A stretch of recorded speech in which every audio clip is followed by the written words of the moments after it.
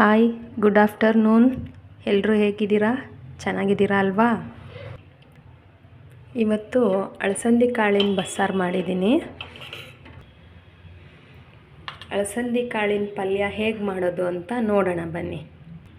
ಅಳಸಂದಿ ಕಾಳಿನ ಪಲ್ಯಕ್ಕೆ ಬೇಕಾಗಿರೋ ಸಾಮಗ್ರಿ ಈರುಳ್ಳಿ, ಒಣಮೆಣಸಿನ್ಕಾಯಿ, ಕರಿಬೇವು, ನನ್ನ ಹತ್ರ ಒಣ ಕೊಬ್ಬರಿ ತುರಿ ಇತ್ತು, ನಾನು ಅದನ್ನೇ ಬಳಸ್ತಾ ಇದ್ದೀನಿ ಪಲ್ಯಕ್ಕೆ. ಈಗ ಪಲ್ಯ ಹೇಗೆ ಮಾಡೋದು ನೋಡೋಣ ಬನ್ನಿ.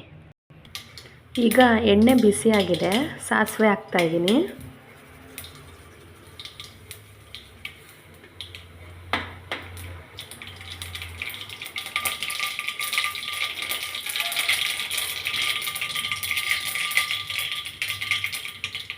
ಈಗ ಕರಿಬೇವು ಹಾಕ್ತಾಯಿದ್ದೀನಿ.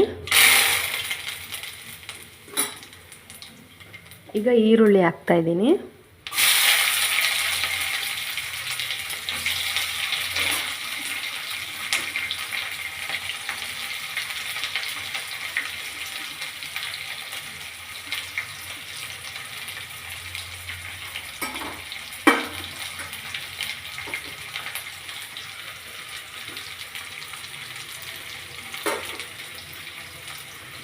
ಈಗ ಒಣಮೆಣಸಿನ್ಕಾಯಿ ಹಾಕಿ ಕೆಂಪುಗೆ ಫ್ರೈ ಮಾಡ್ಕೋಬೇಕು.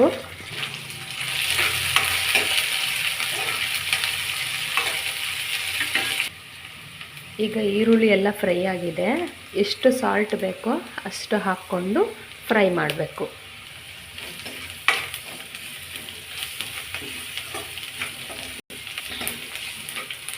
ಈಗ ಈರುಳ್ಳಿ ಫ್ರೈ ಚೆನ್ನಾಗಾಗಿದೆ.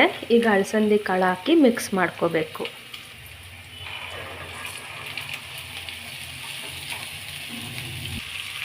ಅಳಸಂದಿ ಕಾಳು ಪೂರ್ತಿ ಹಾಕಿದ್ದೀನಿ. ಈಗ ಚೆನ್ನಾಗಿ ಫ್ರೈ ಮಾಡ್ಕೋಬೇಕು.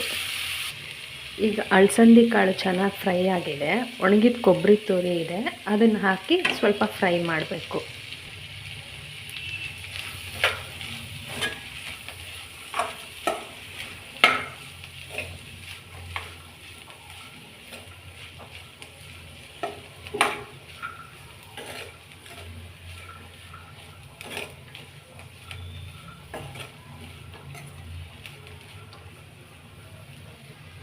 ಈಗ ಪಲ್ಯ ರೆಡಿಯಾಗಿದೆ.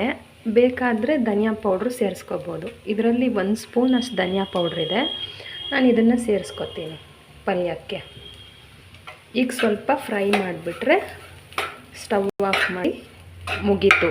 ಅಳಸಂದಿ ಕಾಳಿನ ಪಲ್ಯ ರೆಡಿ ಆಯಿತು ನೋಡಿ. ಅಳಸಂದಿ ಕಾಳಿನ ಪಲ್ಯ ರೆಡಿ ಟು ಈಟ್.